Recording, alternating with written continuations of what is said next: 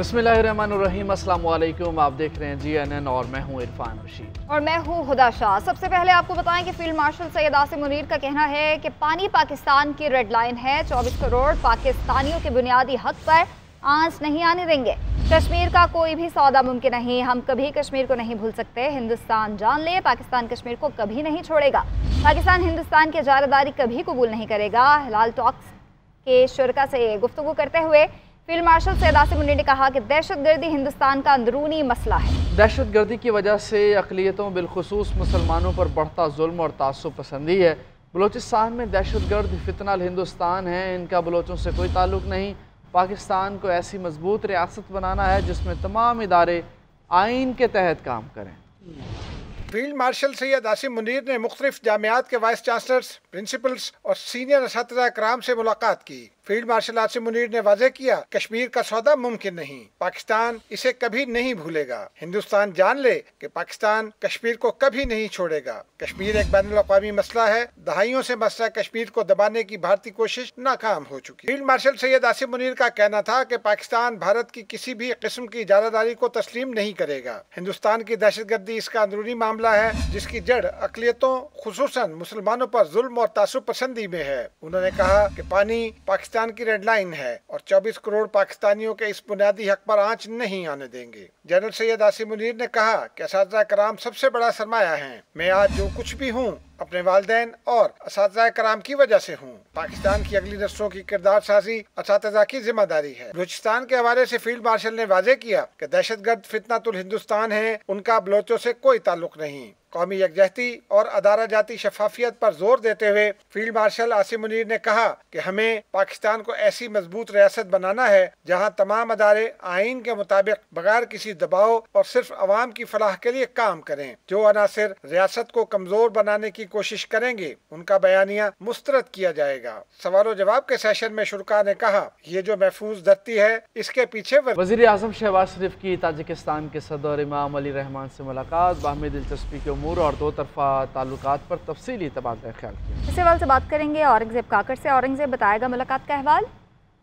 जी, वज़ीर-ए-आज़म शहबाज शरीफ की ताजिकिस्तान में ग्लेशियर के तहफ़्फ़ुज़ पर मुनक़िद आला सतह कॉन्फ्रेंस में शिरकत की, जिसके बाद वज़ीर-ए-आज़म शहबाज शरीफ की शाम गए ताजिकिस्तान के सदर के साथ मुलाकात हुई। मुलाकात में बाहमी दिलचस्पी के उमूर दो तरफा ताल्लुकात पर तफसीली तबादला ख्याल हुआ, जबकि एलामिया के मुताबिक मुलाकात में तारीखी स्ट्रेटेजिक शराकतदारी मुआहदे पर अमल दरामद का जायजा लिया गया, जबकि दोनों रहनुमाओं ने दो तरफा इश्तराक और बाहमी ताउन पर इत्मीनान का इज़हार किया। जबकि एलामी के मुताबिक दोनों रहनुमाओं ने तिजारत, मईशत, तवानाई, दिफा और सियासत के शोबों में दो तरफा ताल्लुकात का जायजा लिया, जबकि दोनों रहनुमाओं ने बाहमी ताउन के नए शोबों की तलाश पर भी इत्तफाक किया। जबकि इसके साथ एलामी के मुताबिक वज़ीर-ए-आज़म शहबाज शरीफ ने 15 मई को दोशंबे में मुनक़दा कासा कौंसल के इनेकाद को खुशाइन करार दिया, जबकि वज़ीर-ए-आज़म ने कौंसल के मुआहदे पर जल्द अमल दरामद की यकीनदहानी कराई। दोनों रहनुमाओं ने दो तरफा तिजारत के वसी मौक़ों पर तबादला ख्याल किया। ठीक है, शुक्रिया। कौमी असम्बली की कायमा कमेटी बराए खजाना का इजलास हुआ। सेक्रेटरी खजाना ने कमेटी को आगाह किया, क्रिप्टो की अब भी कोई कानूनी हैसियत नहीं। स्टेट बैंक और SECP की जानिब से इस पर पाबंदी बरकरार है। जब हुकूमत कोई फैसला करेगी तभी रेगुलेटरी फ्रेमवर्क बनेगी। कमेटी ने क्रिप्टो काउंसिल के चेयरमैन और अरकान को तलब करके ब्रीफिंग लेने का फैसला किया है।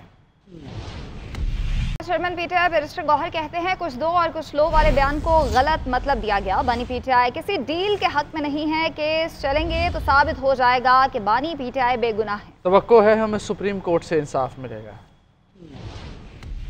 इंशाअल्लाह ताला 5 तारीख को केस लगना चाहिए। चीफ जस्टिस साहब ने कहा था लिस्ट आनी चाहिए, उसमें खान साहब का केस होना चाहिए और अर्गो होना चाहिए, फिर आगे आइन कानून के मुताबिक फैसला हो। जहां गिव एंड टेक की आपने बात की है वो लोगों ने मिस इंटरप्रेट किया है। उन्होंने कभी ऐसा नहीं किया कि आओ कुछ हमसे गिव एंड टेक कर लो और लेट खान साहब बी फ्री। खान साहब कैटेगोरिकली कह चुके हैं कि मैं कभी भी डील के सूरत में बाहर नहीं आऊँगा और उनके खिलाफ बने हुए सारे केसेस सियासी, बोगस और पॉलिटिकल विक्टिमाइजेशन के केसेस है। पहले 300 केसेस बनाए गए, फिर 5 दिन में 3 कन्विक्शनें करवाई गई, 45 साल की सजाएं दी गई। अल्हम्दुलिल्लाह आवाम के दिलों में हैं, वो बिल्कुल बेगुनाह हैं और रिहाई हर सूरत होनी चाहिए। हमें सुप्रीम कोर्ट में मखसूस नशिस्तों के फैसले पर नजरसानी से मुतालिक अपीलों पर समाअत जस्टिस मुसर्रत हिलाली ने रिमार्क्स दिए। जो जमात इलेक्शन लड़े वही पार्लिमानी पार्टी बनाती है। हामिद रजा अपनी जमात से नहीं लड़े, फिर पार्लिमानी जमात क्यों बनाई? फैसले में 3 दिन को बढ़ाकर 15 दिन करना आइन दोबारा तहरीर करने जैसा था। जस्टिस मोहम्मद अली मजहर ने रिमार्क्स दिए कि क्या जज आइनी स्कोप से बाहर जाकर फैसला दे सकते हैं? अवामी उमंग और जमहूरियत के लिए ही सही, मगर क्या जज आइन रीराइट कर सकते हैं? वकील फैसल सिद्दीकी ने कहा, PTI उम्मीदवारों को जानबूझकर हुकूक नहीं दिए गए।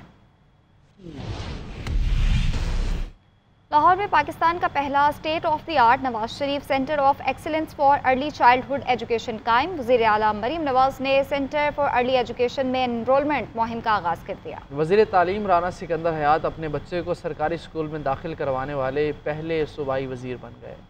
निजी तालीमी इदारों से बेहतरीन इंतजाम, कलरफुल क्लासरूम, शानदार माहौल और जदीद तरीक़े तालीम। लाहौर में पाकिस्तान के पहले state of the art Nawaz Sharif centre of excellence for early childhood education में तालीमी सरगर्मियाँ शुरू। वज़ीर आला मरीम नवाज शरीफ ने सेंटर फॉर अर्ली एजुकेशन में इनरोलमेंट मुहिम का आगाज़ कर दिया। वज़ीर तालीम राना सिकंदर हयात अपने बच्चों को सरकारी स्कूल में दाखिल कराने वाले पहले सूबाई वज़ीर बन गए। वज़ीर आला मरीम नवाज शरीफ ने प्री स्कूल बेल बजाकर centre of excellence for early childhood education का बाकायदा किया और ऑफिशियल यूनिफॉर्म की रोनुमाई की। वज़ीर आला ने सेंटर के दौरे में कमसिन बच्चों और उनके वालिदैन से बातचीत की। वालिदैन ने अर्ली चाइल्डहुड एजुकेशन सेंटर बनाने पर वज़ीर आला मरीम नवाज शरीफ को सराहा। वज़ीर आला मरीम नवाज शरीफ ने हर क्लासरूम और आर्ट एंड ड्राइंग सेंटर का मुआयना किया। बच्चों को तहाइफ भी पेश किए। जिम और स्विमिंग पूल के जायजे के दौरान ट्रेनर्स को बच्चों की सेफ्टी यकीनी बनाने की हिदायत की। वज़ीर आला क्लासरूम में जाकर बच्चों के साथ कालीन पर बैठ गयी, गपशप लगाई और बच्चों के साथ मिलकर ट्रैफिक सिग्नल साइन का सॉन्ग भी गाया। वज़ीर आला मरीम नवाज शरीफ ने बच्चों के लिए बनाए गए वॉशरूम्स का भी जायजा लिया और इंतजामिया को सफाई बरकरार रखने का हुक्म दिया। सिंध के सीनियर वजीर शर्जील इनाम मेमन कहते हैं, भारत की धुलाई मेरी जिंदगी की तारीखी खुशी है।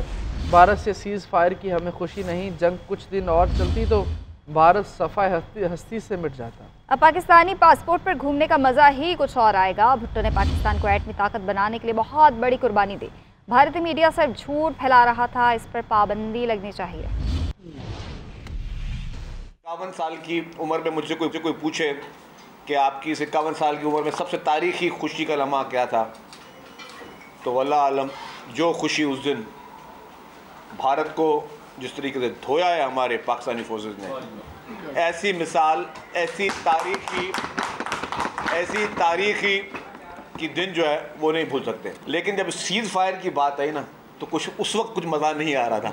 वैसे तो एज ए नेशन हम कहते हैं जंग ना हो, लेकिन जिस तरीके से उनकी धुलाई हो रही थी भारत की, तो वो मज़ा आ गया था। अगर ये कोई 2-4 दिन और होती तो शायद भारत सफाई हस्ती पे नहीं होता।